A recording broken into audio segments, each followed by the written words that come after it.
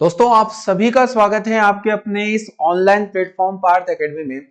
साथियों मैं फिर लेकर आया हूं आपके लिए आज साइंस के टॉप 20 क्वेश्चन और इस श्रृंखला में आज मैं पढ़ाने वाला हूं practice set 23। Practice set 22 already मैं आप लोगों को पढ़ा चुका हूं और सभी टॉप 20 क्वेश्चन को मैं आपसे डिस्कस कर चुका हूं। दोस्तों इस श्रृंखला को हम आगे बढ़ाते हुए आज फिर एक नया पार्ट लेकर आए हैं और इसके फिर टॉप 20 क्वेश्चन हम लोग देखेंगे जो आने वाली परीक्षाओं में आप लोगों की एग्जाम्स को आसान बनाने वाले हैं। नोट्स आप लोग बना रहे होंगे, हर बार मैं आप लोगों को बोल रहा हूं, हर वीडियो में मैं आपको बोल रहा हूं कि आप नोट्स जरूर बनाइएगा, क्योंकि नोट्स का फायदा आप लोगों को होगा। एग्जाम्स के समय आप केवल नोट्स को रिकॉल करके एग्जाम देने चले जाइएगा, आप लोगों को इसका फायदा 100% मिलने वाला है। तो दोस्तों आज हम लोग प्रैक्टिस सेट 23 को पढ़ने वाले हैं, तो तैयार हो जाइए, कॉपी और पेन निकाल कर बैठ जाइए और समझ लेते हैं आज के इन 20 क्वेश्चंस को। तो शुरू कर लेते हैं 22 के होमवर्क क्वेश्चन से जो हम लोगों को मिला था। आप लोगों को ये क्वेश्चंस देखने को मिला है। चलिए इसका जवाब भी हम लोग यहाँ पर देखेंगे आप लोगों के द्वारा क्या दिया गया था। तो मानव जाति के लिए ओजोन महत्वपूर्ण है क्योंकि ozone is important for Mankind because, किस लिए जरूरी है। तो ओजोन के बारे में सभी लोग बहुत अच्छे से जानते हैं कि ओजोन हमारे वायुमंडल के समताप मंडल में पाए जाने वाली एक परत होती है। समताप मंडल में पाई जाने वाली एक परत होती है और यह जो ओजोन होता है, यह ओजोन इसका फार्मूला होता है O3 और यह ऑक्सीजन का अपरूप मानी जाती है। ऑक्सीजन का अपरूप मानी जाती है, अपर रूप बोले तो ऑलोट्रोप। एलोट्रोफ यानी जिसमें रासायनिक गुण जो होंगे वो क्या होंगे, समान होंगे और भौतिक गुण क्या होंगे, अलग अलग होंगे। तो दोस्तों आप लोगों को समझना है एलोट्रोफ क्या होता है। तो यहां हम लोगों ने सारी चीजें पढ़ ली हैं। समताप मंडल में पाई जाती है, यह लगभग 20-22-23 किलोमीटर की ऊंचाई से आप लोगों को देखने को मिल सकती है। तो ओजोन लेयर आप लोगों को समझना है और यह क्या करती है, तो यह सूर्य से आने वाली हानिकारक पराबैंगनी किरणों को रोकने का काम करती है। तो पराबैंगनी किरणों को रोकने के लिए एक रक्षा आवरण हमारे पृथ्वी के चारों ओर बनाए हुए हैं और इसका सही जवाब हमारे पास ऑप्शन नंबर सी हो जाने वाला है। तो दोस्तों बहुत ही इजी प्रश्न था और सभी ने इसका जवाब मुझे दिया था। आप सभी को बताना है कि ओजोन डे कब मनाया जाता है, ओजोन दिवस कब मनाया जाता है, इसका जवाब मुझे दें। और इस बार ओजोन दिवस का थीम क्या होने वाला है ये भी आप लोग मुझे बताएं, है ना। तो इस ओजोन थीम क्या है आपको बताना है। देखिए हर एक दिवस का एक विशेष थीम रखा जाता है, किस हेतु, उसे उसका क्या उद्देश्य है इस हेतु। तो आपको बताना है कि इस बार ओजोन दिवस का थीम क्या होने वाला है। क्वेश्चन अगला है जैसे विश्व पर्यावरण दिवस, तो 2024 में इसका थीम क्या था, आपको मुझे जवाब देना है कमेंट बॉक्स में लिखकर। चलिए आज के प्रैक्टिस सेट 23 का जो रेलवे में पूछे गए हैं प्रीवियस सीजन में, इसका पहला प्रश्न आप लोगों के सामने है और बहुत अच्छे क्वेश्चन मैं आज लेके आ रहा हूं आपके लिए। तो इनका अच्छे से आप मुझे जवाब दें और सभी बहुत अच्छे से इनको समझें। पहला प्रश्न, इनमें से कौन द्विबीजपत्री पौधे की विशेषता नहीं है, यानी not a characteristic of dicot plant. Dicot plant क्या होते हैं, द्विबीजपत्री पौधे। दो प्रकार के पौधे होते हैं, यानी कि एंजियोस्पर्म प्लांट में हम लोग दो भागों में इनको डिवाइड करेंगे। एक होता है मोनोकॉट और एक होता है डाइकॉट, एक बीजपत्री और एक द्विबीजपत्री। अब ये क्या होते हैं, तो यहां पर आपसे पूछा गया है कि द्विबीजपत्री के बीजों को हम लोग दो भागों में डिवाइड कर सकते हैं। बीजों से इनको पहचानने का तरीका होता है कि इनके जो बीज होते हैं वो 2 इक्वल पार्ट में डिवाइड हो जाते हैं। और अगर हम लोग बीज की बात करें, चलिए मैं इनको समझा देता हूं आप लोगों को कि अगर हम लोग मोनोकॉट यानी एक बीजपत्री पौधे और द्विबीजपत्री को अगर समझना है तो आपको यहाँ कुछ डिटेल नोट्स के साथ में यहाँ समझना पड़ेगा। एक बीजपत्री और द्विबीजपत्री, यहाँ डाइकॉट लिखेंगे और यहाँ हम लोग लिखेंगे मोनोकॉट। मोनोकॉट और डाइकॉट दोस्तों समझ में आना जरूरी है आप लोगों को, काफी मोस्ट इंपोर्टेंट, काफी ज्यादा महत्वपूर्ण ये टॉपिक है। देखिए सबसे पहले हम लोग पहचानने का तरीका सीखेंगे किससे, तो हम लोग पहचानेंगे इनको सबसे पहले बीज से। तो बीज में किस तरीके का इनमें आप लोगों को देखने को मिलेगा, तो इनमें जो बीज होता है दो बराबर भागों में डिवाइड नहीं होता है। आपको समझना है दो बराबर भागों में विभाजित नहीं किया जा सकता, दो बराबर भागों में विभाजित बीज को नहीं किया जा सकता, तो यह हो जाएगा नहीं हो सकता। तो नहीं हो सकता कौन है, दो बराबर दो इक्वल पार्ट में बीज को हम लोग तोड़ नहीं सकते बीज से, तो वह एक बीज पत्री या मोनोकॉट की विशेषता होती है। वही अगर द्विबीजपत्री पौधों की बात करें तो यहाँ पर जो सीड होगा या बीज होता है वो दो बराबर भागों में डिवाइड हो जाता है, दो बराबर भागों में बट सकता है, दो बराबर भागों में बट सकता है। यह आप लोगों को ध्यान से समझना है, दो बराबर भागों में बट सकता है। ठीक है, अगला हम लोग देख रहे हैं कि सेकंड नंबर यहां पर आता है रूट को लेकर, यानी कि जड़ को लेकर। हम किस प्रकार आइडेंटिफाई करेंगे कि एक बीजपत्री की जड़ें और द्विबीजपत्री की जड़ों में क्या अंतर होता है। तो दोस्तों जड़ों से पहचानने का तरीका मैं आप लोगों को बताने वाला हूं, ध्यान से समझना। अगर हम लोग जड़ की बात करते हैं तो जड़ से आप लोगों को किस तरीके से समझ में आना चाहिए, देखिएगा। देखिए, एक प्रकार की रूट होती है जिसमें एक मेन रूट होगी और इस मेन रूट के आसपास बहुत सारी बारीक और महीन रूट्स निकलती होती है। ये जड़, ये जो जड़ होगी ये हमारी प्राथमिक जड़ के नाम से जानी जाती है, प्राइमरी रूट। और जितनी भी जड़ें होती हैं इन्हें हम लोग सेकेंडरी रूट के नाम से जानते हैं, यानी कि सेकेंडरी रूट होगी या द्वितीयक जड़ें होगी। तो ये जो विशेषताएं होती हैं जिसमें एक मूसला जड़ यानी कि टैप रूट इसे हम लोग कहते हैं, इसमें एक मुख्य जड़ होती है और दूसरी इनमें रेशेदार जड़ें होती है, तो इसे हम लोग मूसला जड़ के नाम से जानते हैं। और मूसला जड़ किसमें पाई जाती है तो मैं बताने वाला हूं। मूसला जड़ पाई जाती है, अगर मैं रूट की बात करूं तो मूसला जड़ पाई जाती है द्विबीजपत्री पौधों में, मूसला जड़, या फिर इसे हम लोग टैप रूट के नाम से जानेंगे, टैप रूट के नाम से जानेंगे। यानी इसमें एक मुख्य जड़ होती है जो मोटी होती है और एक उसकी उस मोटी जड़ से कई सारी पतली रूट्स निकली हुई होती है, जो हम लोगों को समझ में आना चाहिए। तीसरा जो यहां पर हम लोग देखेंगे रूट को, तो यहाँ फाइब्रस रूट होगी। हमने गेहूं वगैरह, गेहूं, मक्का, घास, बांस आदि सभी में देखा होगा इस प्रकार के फाइब्रस रूट होती है। तो इनमें जो जड़ें होती है वो रेशेदार जड़ होती है। क्या होती है? रेशेदार। और यहां हम लोग देखेंगे तो यहां जड़ होगी मूसला जड़ द्विबीजपत्री के अंदर। अब तीसरा यहां पर हम लोग देखेंगे विनेशन यानी कि सिरा विन्यास। पत्तियों के अंदर सिरा विन्यास को लेकर भी पहचानने का तरीका आप लोगों को पता होना चाहिए। जैसे मान लीजिए ये लीफ मैंने आपको बनाई है और इस लीफ में इस प्रकार की सिराएं आप लोगों को देखने को मिलेगी, पैरेलल वे में विनेशन देखने को मिलेगा। तो ये जो पैरेलल होगा ये किसके अंदर पाया जाता है? तो ये पैरेलल पाया जाता है एक बीजपत्री। यानी यहां हम लोग देखेंगे समानांतर सिरा विन्यास, समानांतर सिरा विन्यास, समांतर सिरा विन्यास पाया जाता है एक बीजपत्री में। समांतर सिरा विन्यास एक बीजपत्री में पाया जाता है। और अगर हम लोग यहाँ पर सिरा विन्यास को देखें या विनेशन को देखें तो यहाँ जो विनेशन हो जाएगा वो हो जाएगा जालिकावत यानी रेटिकुलेट। यहाँ पैरेलल हो जाएगा और यहाँ रेटिकुलेट हो जाएगा, और रेटिकुलेट को हम लोग कहेंगे जालिकावत, जालिकावत सिरा विन्यास। दोस्तों आप लोगों को ये सारी बातें मैंने आपको बहुत अच्छे से समझा दी है, आपको यहां से पहचानने में किसी प्रकार की कठिनाई नहीं होगी, इसलिए बहुत अच्छे से आप लोगों को ये टॉपिक पढ़ लेना है। तो आपको समझ में आ गया है, जिनके बीज दो बराबर भागों में न टूटे वो एक बीजपत्री, जिन्हें दो बराबर भागों में डिवाइड किया जा सके वे द्विबीजपत्री यानी डाइकॉट। वही जड़ जिनकी रेशेदार या फाइब्रस होती है, जिनमें एक मुख्य जड़ नहीं देखने को मिलेगी वो एक बीजपत्री, और जिनमें एक मुख्य जड़ या मूसला जड़ या टैप रूट देखने को मिलती है वो द्विबीजपत्री।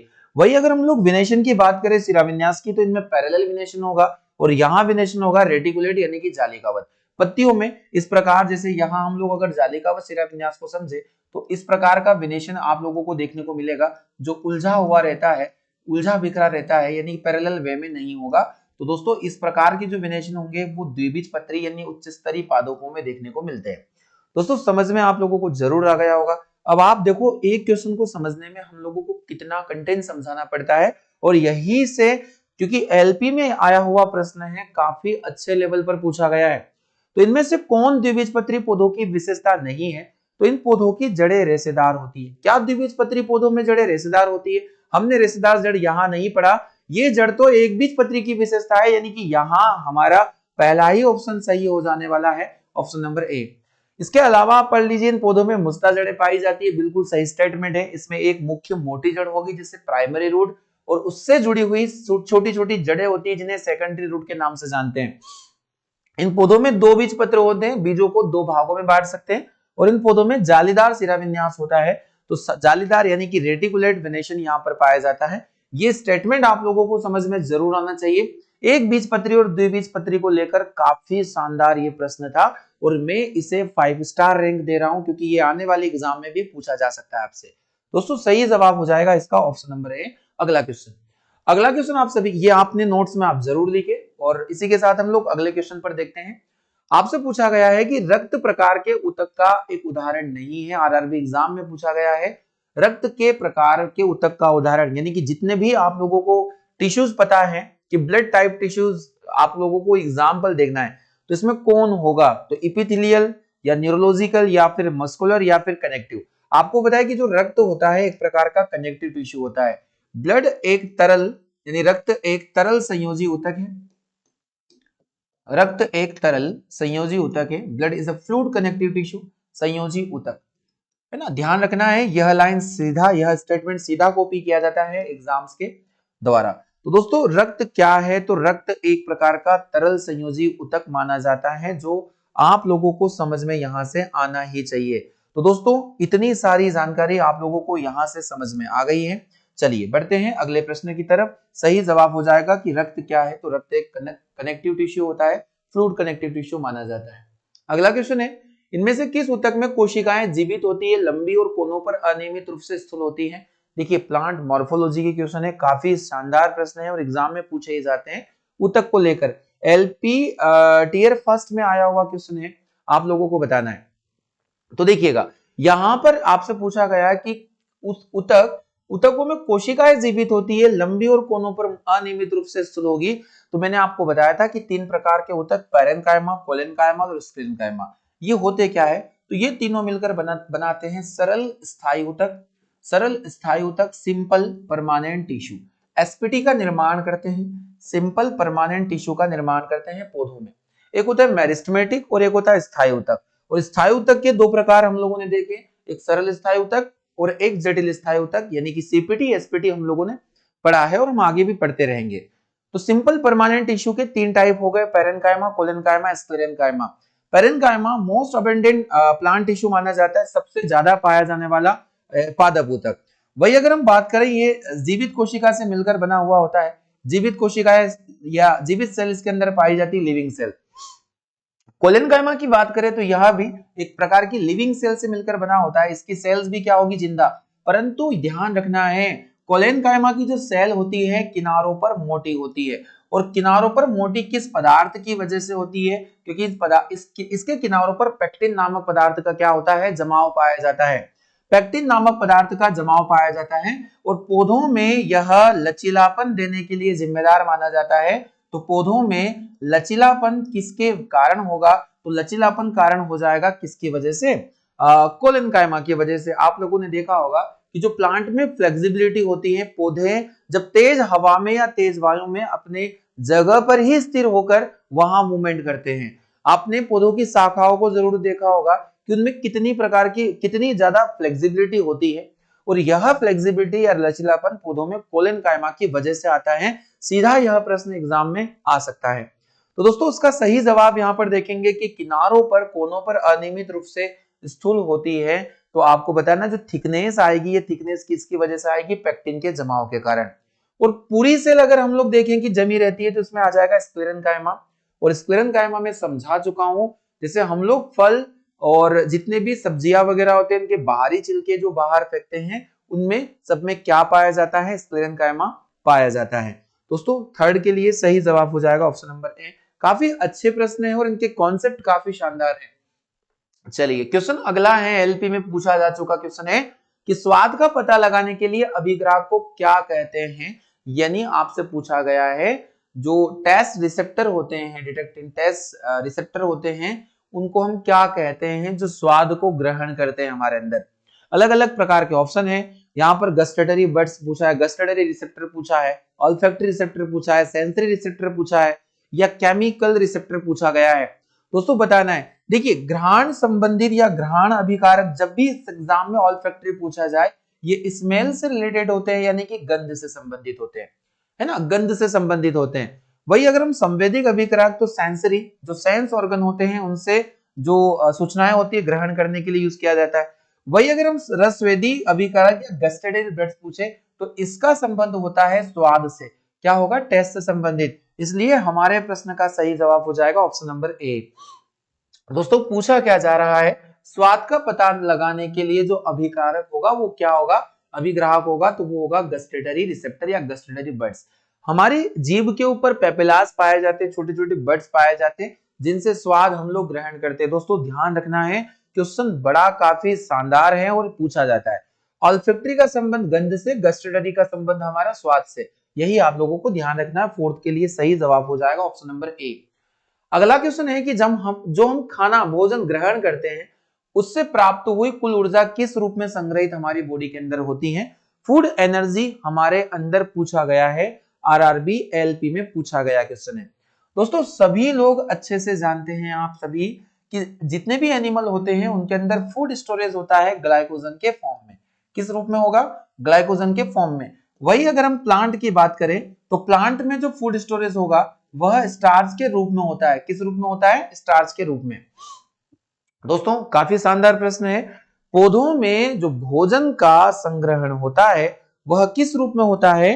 तो आपको जवाब देना है इसका स्टार्च के रूप में। और अगर हम लोग यहां पर पूछे कि जंतुओं में किस रूप में होगा, तो जंतुओं में जो भोजन संग्रह होता है वह ग्लाइकोजन के रूप में पाया जाता है। अब दोस्तों यहां पर सवाल है कि एग्जाम अगर पूछेगा कि शैवाल में फूड का स्टोरेज किससे होगा, तो शैवाल में प्लांट की तरह स्टार्च के रूप में होता है। वही अगर कवक आपसे पूछा जाए, फंगस पूछा जाए, तो फंगस में किससे होगा? यहाँ एल्गी होगा और यहाँ फंगस होगा। तो फंगस में जो फूड स्टोरेज होता है वह एनिमल की तरह ग्लाइकोजन के रूप में होता है। तो दोस्तों इतने सारे मोस्ट इंपोर्टेंट फैक्ट हैं जो पूछे जा गए हैं एग्जाम्स में। तो सही जवाब अगर हम लोग देखें, जब हम जो भोजन करते हैं तो एनिमल की बात या हमारी बात हुई है, सही जवाब हो जाएगा ग्लाइकोजन। अब एग्जाम में आता है कि जो ग्लूकोज होता है, ग्लूकोज को ग्लाइकोजन में कौन बदलता है? ग्लूकोज को ग्लाइकोजन में कौन बदलता है? तो हमारे अंदर एक इंपॉर्टेंट ऑर्गन है जिसका नाम है यकृत यानी लीवर। तो लीवर का यह प्रमुख काम होगा ग्लूकोज को ग्लाइकोजन में बदलना ग्लूकेगोन हार्मोन की उपस्थिति में। दोस्तों ध्यान रखना है, सही जवाब इसका option number A. Question number 6, सफेद फाइबर में प्रचुर मात्रा में पाए जाते हैं। अब आपको बताना है व्हाइट फाइबर कहाँ पाए जाते हैं। दोस्तों सबसे पहला सवाल है ना, एलपी में पूछा गया। देखिए क्वेश्चन इस लेवल के हैं कि अगर हम पहली बार पढ़ेंगे तो हमें इनका जवाब नहीं मिलेगा, पर आपको अगर समझ में आ गए तो दोस्तों यहाँ एक प्रश्न से आप कई सारे क्वेश्चन बना सकते हैं, ये मेरा वादा है। तो आपसे यहाँ पर जो पूछा जा रहा है सफेद फाइबर, अब देखिए आपने अगर यहाँ पर टेंडन और लिगामेंट का नाम सुना हो, टेंडन जिन्हें हम लोग कहते हैं स्नायु, या टेंडन को हम कंडरा के नाम से जानते हैं, कंडरा के नाम से जानते हैं। दोस्तों हड्डी को हड्डी से जोड़ना, पेशी को पेशी से जोड़ना, है ना। और एक होता है लिगामेंट, एक होता है लिगामेंट। और लिगामेंट क्या होते हैं? जिन्हें हम लोग स्नायु के नाम से जानते हैं। आप कंडरा की बात करते हैं तो कंडरा जो होता है यह क्या होता है? तो यह अस्थि को पेशी से जोड़ता है, बोन टू मसल। अस्थि को पेशी से जोड़ने का काम करता है, बोन टू मसल। और अगर एग्जाम में स्नायु या फिर लिगामेंट पूछा जाए तो अस्थि को अस्थि से यानी कि बोन टू बोन कनेक्शन कौन करवाएगा? स्नायु या लिगामेंट करवाएगा। अब दोस्तों इस कहानी को आगे बढ़ाते हुए अगर एग्जाम में पूछा जाए कि जो टेंडन होते हैं ये किसके बने होते हैं, तो ये सफेद कोलेजन फाइबर के बने होते हैं, सफेद कोलेजन तंतु के ये बने होते हैं। और अगर साथ ही इसके पूछा जाए कि जो लिगामेंट, देखिए अपकमिंग एग्जाम में आपसे लिगामेंट जरूर पूछा जाएगा। लिगामेंट एक क्वेश्चन यहां से कि बोन टू बोन कनेक्शन किस कनेक्टिव टिश्यू के द्वारा होगा, और सेकंड क्वेश्चन जो यहां से आ सकता है वो होगा कि जो लिगामेंट होते हैं वो किसके बने होते हैं, तो यह बने होते हैं पीले इलास्टिन तंतु के। किसके बने होंगे? पीले इलास्टिन तंतु के यह बने होते हैं। दोस्तों ध्यान रखना है, हमारे शरीर में सबसे ज्यादा पाया जाने वाला प्रोटीन होता है कोलेजन नाम का प्रोटीन। कोलेजन फाइबर हमारे बॉडी में सबसे ज्यादा पाए जाते हैं, जो बोन टू मसल्स कनेक्शन करने वाले कंडरा या टेंडोन के अंदर पाए जाते हैं। तो दोस्तों कितना शानदार प्रश्न है, और एग्जाम में ये प्रश्न की जो पूछे जाने का नंबर होता है वो काफी ज्यादा होता है। तो मुझे बताइएगा सही जवाब हो जाएगा हमारा टेंडन यानी कि ऑप्शन नंबर सी इसका बिल्कुल सही जवाब हो जाएगा। और इलास्टिन बने होते हैं पीले इलास्टिन फाइबर से, बने कौन होते हैं? तो ये बने होंगे लिगामेंट। दोस्तों क्वेश्चन नंबर 7 की तरफ मूव करेंगे। जल का सापेक्षिक आणविक द्रव्यमान कितना होता है? केमिस्ट्री से पूछा गया क्वेश्चन है, सीबीटी फर्स्ट में एनटीपीसी का। तो जल का आणविक द्रव्यमान वैसे आपको बिल्कुल याद रखना है, चलिए फिर भी मैं आप लोगों को निकालना सिखा देता हूं। देखिए इनके मोलिकुलर वेट को जोड़ दीजिए। हाइड्रोजन का मोलिकुलर वेट होता है 1, और इसमें 2 मोलिक्यूल है इसलिए हम लोग यहाँ पर इंटू 2 करेंगे। प्लस ऑक्सीजन का एटॉमिक नंबर 8 है, बट इसका एटॉमिक मास हो जाएगा 16। ठीक है, 16 में हम लोग जब 2 ऐड करेंगे तो 18 यूनिट इसका एटॉमिक मास आ जाएगा। 18 हमें ध्यान रखना है, ऑप्शन नंबर बी इसका सही जवाब है। अगर आपसे पूछा जाता है कि भारी जल का एटॉमिक मास कितना है, भारी जल या इसे हम लोग कहते हैं D2O, तो D2O का ध्यान रखना है, यहाँ ड्यूटेरियम हो जाएगा और ड्यूटेरियम का एटॉमिक मास होता है 2 into 2 + 16, यानी कि टोटल मिलाकर हो जाएगा हमारे पास 20 यूनिट। तो मोस्ट इंपोर्टेंट है, एग्जाम में पूछे जा सकते हैं, किसी के भी एटॉमिक मास आणविक द्रव्यमान आपको निकालना आना चाहिए, कुछ भी कंपाउंड आपको दिया जा सकता है। क्वेश्चन नंबर 8, निम्न अभिक्रिया का उदाहरण है, आपसे पूछा गया है the following reaction is an example of. RRB group D में आया हुआ है और ग्रुप डी हमेशा केमिकल रिएक्शन से क्वेश्चन बहुत ज्यादा पूछेगा, तो हमेशा ध्यान रखना है केमिकल रिएक्शन चैप्टर आपको आना चाहिए।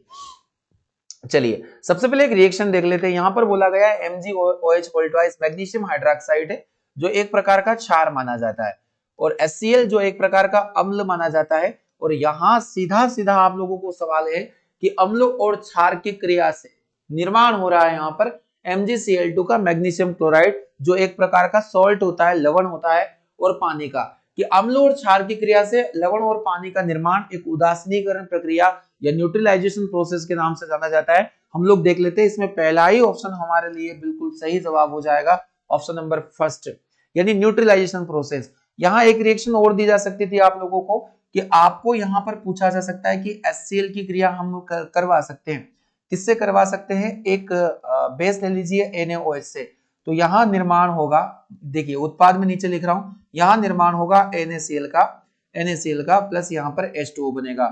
यानी अम्लों और क्षार की क्रिया से जब लवण और पानी का निर्माण होता है या जिन्हें हम लोग सॉल्ट और वाटर बनेगा, तो इस रिएक्शन को हम न्यूट्रलाइजेशन प्रोसेस या न्यूट्रलाइजेशन केमिकल रिएक्शन के नाम से जानते हैं। दोस्तों काफी महत्वपूर्ण प्रश्न है। नेक्स्ट क्वेश्चन, अगला क्वेश्चन है कि रासायनिक समीकरणों को संतुलित करने की आवश्यकता क्यों पड़ती है, आपको बताना है। Why is the necessary to be balance chemical equation. Group D में क्वेश्चन पूछा गया है, अपडेटेड क्वेश्चन है जो प्रेजेंट टाइम पर पूछा जा चुका है 2022 एग्जाम में। तो दोस्तों आपको बताना है कि कोई केमिकल रिएक्शन है, इससे बैलेंस करने की आवश्यकता क्यों होती है। इसके ऑप्शन पढ़ लेते हैं हम लोग। अभिकारक और उत्पाद के उन आयतनों के अनुपात को दर्शाने के लिए जिनमें ये अभिक्रिया करते हैं, यानी जो रिएक्टेंट होते हैं, रिएक्टेंट देखिए रिएक्टेंट क्या होंगे, मान लीजिए एक अभिक्रिया में करवा रहा हूं और यहां अभिकारक उत्पाद बन रहा है ए और बी रिएक्टेंट है, ये पार्टिसिपेटिंग जो एलिमेंट माने जाएंगे, और ये जो रिजल्ट बना हमारे पास क्रियाफल वो बने जाएंगे। तो यहाँ जो अनुपात को दर्शाने के लिए केमिकल रिएक्शन को बैलेंस करना जरूरी है। देखिए जितनी भी अभिक्रियाएं होती है ना, मैं आपको बता दूं, उन अभिक्रियाओं में एक बात का होना अत्यंत आवश्यक है, इसलिए इनको बैलेंस किया जाता है। अब ये बात क्या होनी चाहिए, तो सुनिएगा कि हम लोगों ने ए और बी लिया, और ए और बी का जितना द्रव्यमान है उतना ही द्रव्यमान किसका होना चाहिए, ए बी का होना चाहिए। यानी अभिकारकों का द्रव्यमान और उत्पाद का द्रव्यमान दोनों बराबर होने चाहिए, और इसे हम लोग कहते हैं मास कंजर्वेशन थ्योरी या द्रव्यमान संरक्षण का नियम। और द्रव्यमान संरक्षण के नियम के आधार पर ही ये केमिकल रिएक्शन को बैलेंस किया जाता है। ऑप्शन नंबर बी आपके लिए है, द्रव्यमान संरक्षण के नियम को संतुष्ट करने लिए, और मेरे हिसाब से यही आप लोगों का सही जवाब होना चाहिए, और बिल्कुल सही जवाब है ऑप्शन नंबर बी। दोस्तों समझ में आ रहा है, इसी प्रकार से थोड़ा कॉन्सेप्ट बनाइए अपने, केवल रटने से ऐसे प्रश्न नहीं बनते हैं, आपको कॉन्सेप्चुअली पढ़ना ही पड़ेगा, तब जाकर ऐसे प्रश्न को हम लोग टिक आउट करेंगे। तो दोस्तों स्थिर अनुपात के नियम भी होते हैं अभिकारकों को, परंतु मोस्ट इंपोर्टेंट है किस बात का ध्यान रखना चाहिए केमिकल रिएक्शन को बैलेंस करने में, तो द्रव्यमान संरक्षण के नियम का।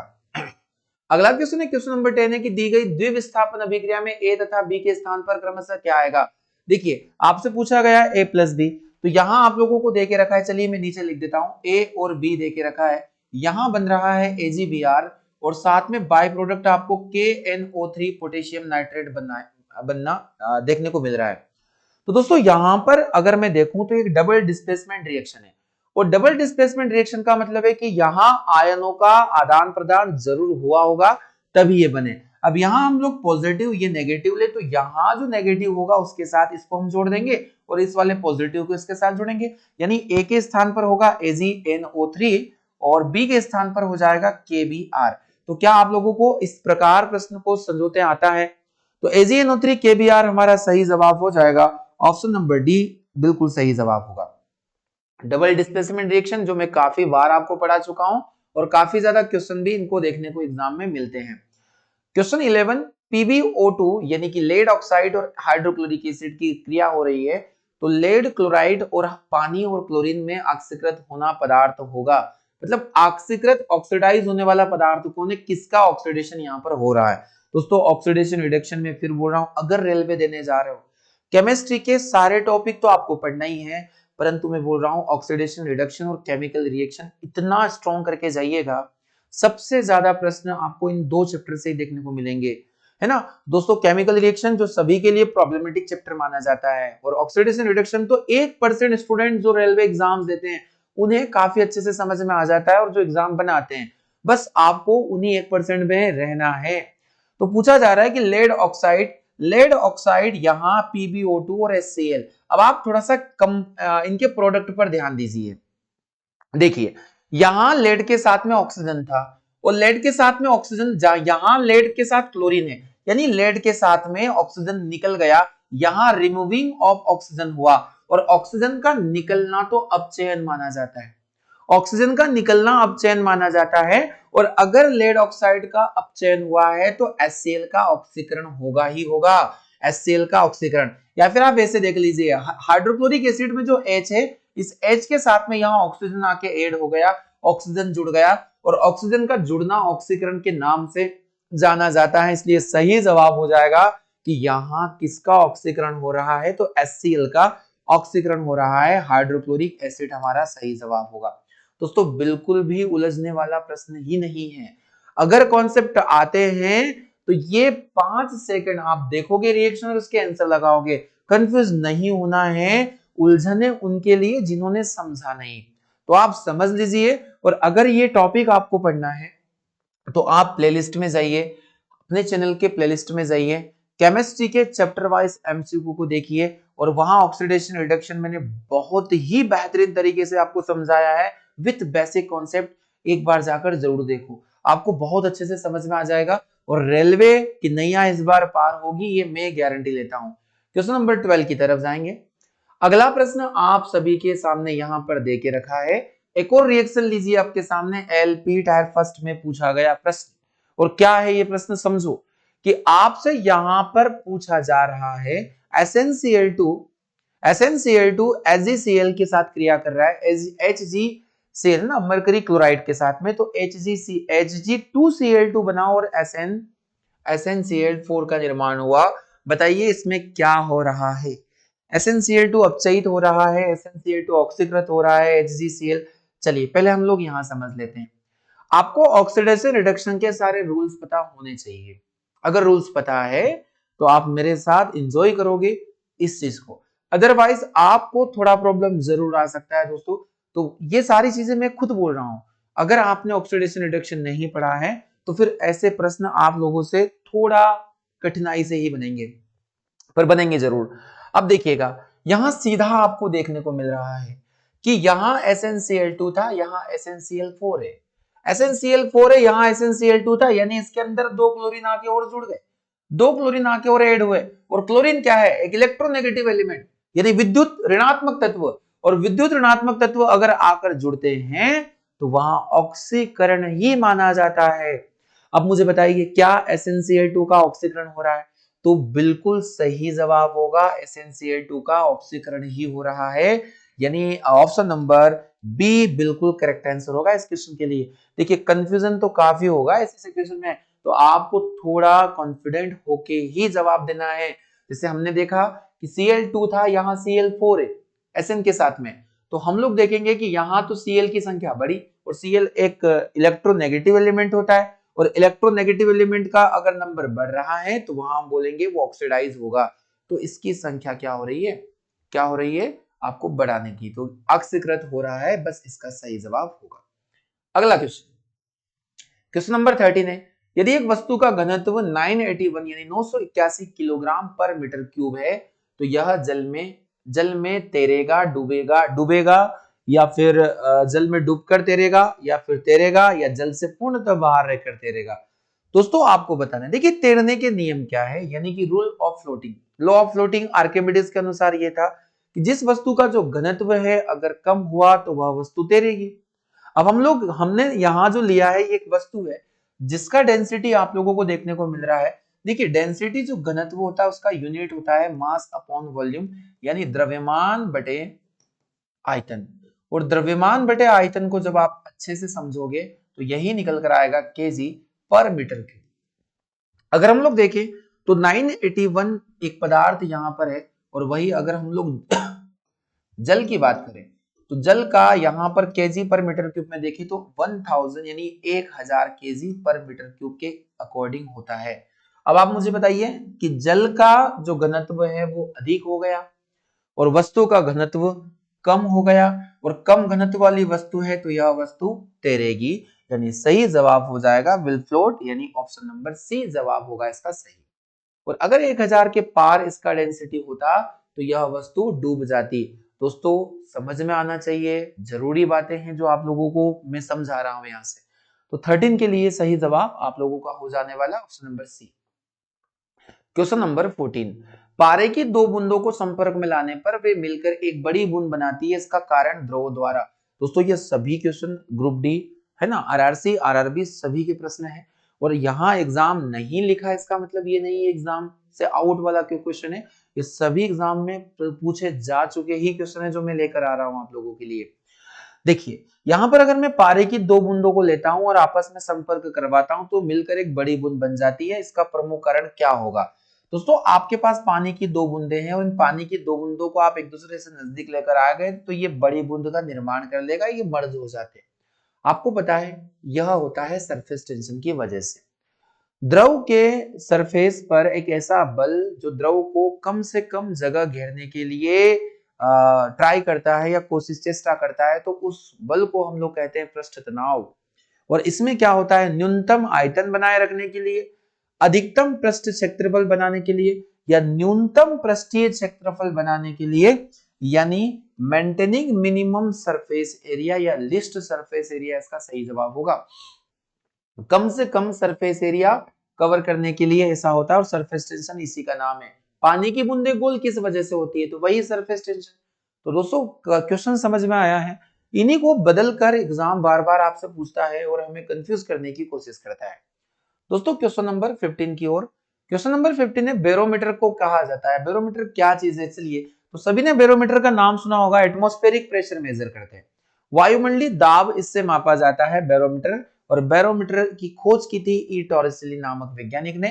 तो ई टॉरिसेली आप लोगों को ध्यान रखना है, ई टॉरिसेली नामक वैज्ञानिक ने इसकी खोज की थी। तो दोस्तों मैं आप लोगों को पढ़ाने वाला हूं कि यहाँ बैरोमीटर के बारे में क्या पूछा है। तो यहाँ स्टेटमेंट देके रखे, आपको बताना इनमें से क्या इसके काम है।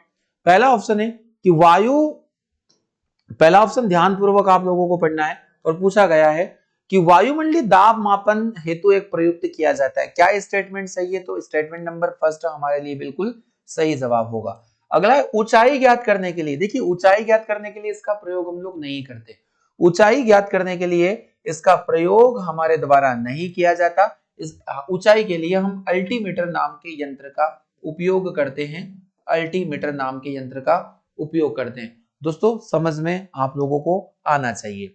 आगे हम लोग बात कर रहे हैं यहाँ पर कि द्रवों के घनत्व ज्ञात करने के लिए।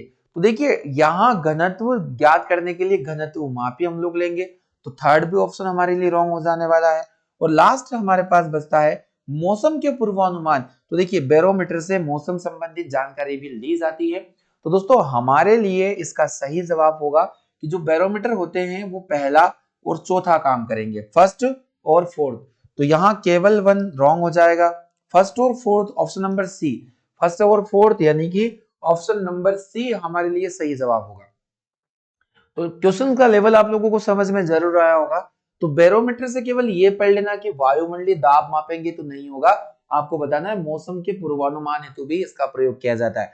जैसे अगर बैरोमीटर का रीडिंग अचानक गिरे तो आंधी और तूफान आने की संभावना होती है, और अगर इसका रीडिंग धीरे धीरे गिरे तो वर्षा होने की संभावना होती है।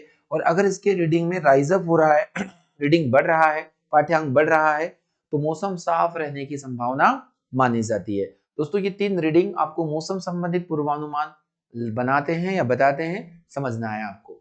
अगला क्वेश्चन है क्वेश्चन नंबर 16, एक बार बराबर क्या होगा, तो वायुमंडलीय दाब का ऐसा यूनिट होता है बार, और एक बार बराबर है ना, एक बार बराबर हो जाएगा 10⁵ पास्कल। 10⁵ पास्कल, पास्कल दाब का यूनिट होता है, मोस्ट इंपोर्टेंट है, यानी ऑप्शन नंबर बी। अब एग्जाम में दाब का फार्मूला पूछा जाएगा, तो दाब बराबर क्या होता है, तो बल बटे क्षेत्रफल, यानी फोर्स अपॉन एरिया, बल बटे क्षेत्रफल। अगर हम लोग यूनिट को देखें तो दाब हो जाएगा 1 पास्कल, और यहाँ हो जाएगा 1 न्यूटन, और ये हो जाएगा क्षेत्रफल 1 मीटर स्क्वायर।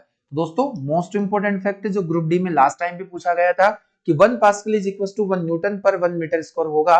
दोस्तों यही प्रश्न है जो एग्जाम में बार बार परेशान किए हैं स्टूडेंट्स को। तो सही जवाब हो जाएगा हमारे लिए ऑप्शन नंबर बी, यानी कि एक बार बराबर 10⁵ पास्कल माना जाता है। क्वेश्चन नंबर 17, जल पृष्ठ पर लोहे के टुकड़े के ना तैरने का कारण क्या है।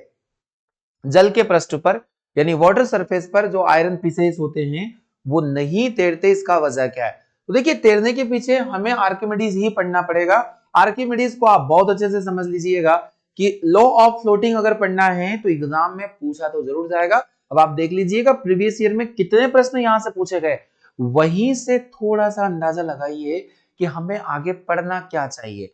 हमें पढ़ना चाहिए वही टॉपिक जिनके बार बार again and again time question repeat हो रहे हैं, है ना। तो लॉ ऑफ फ्लोटिंग तो एग्जाम में आता ही आता है। तो आपसे पूछा गया है कि जैसे जहाज पानी पर तैरता है, पर लोहे का एक टुकड़ा पानी पर नहीं तैरता, उसी लोहे से बना जहाज पानी पर तैरता है, तो जहाज का आयतन जो होगा वो ज्यादा होता है, डेंसिटी कम होता है। वही पानी का जो डेंसिटी होगा जहाज के नीचे का, उसका डेंसिटी ज्यादा होगा और आयतन कम होगा। दोस्तों यही इसकी प्रमुख वजह है।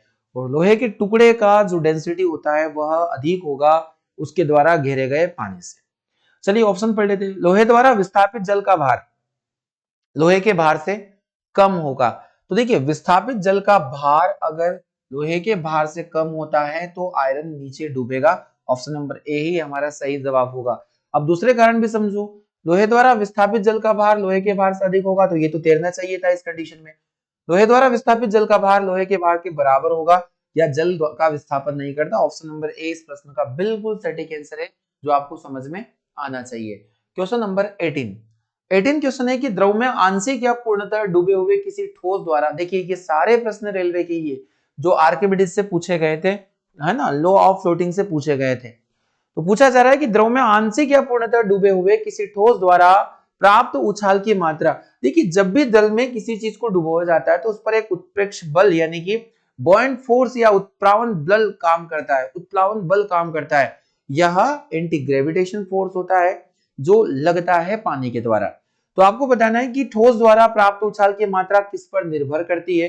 तो एग्जाम में अगर आ जाए कि ठोस द्वारा हटाए गए द्रव की मात्रा पर, ठोस के द्रव्यमान पर, या ठोस के भार पर, या इनमें से कोई नहीं, तो ठोस द्वारा हटाए गए द्रव की मात्रा पर कितने अमाउंट में या कितना आयतन वाला द्रव उसके द्वारा हटाया गया है, तो उत्क्षेप बल का काम यानी कि बॉयंसी फोर्स का जो वैल्यू होगा वो उसी पर निर्भर करता है। दोस्तों बहुत ही जरूरी क्वेश्चन है ये, और एग्जाम में इनको आप पढ़ लीजिए, एग्जाम्स बनेंगे। आप अगला क्वेश्चन, इनमें से कौन सा कथन सही है आपको बताना है। 19 क्वेश्चन है, सही स्टेटमेंट एक ट्रू स्टेटमेंट आपको बताना है।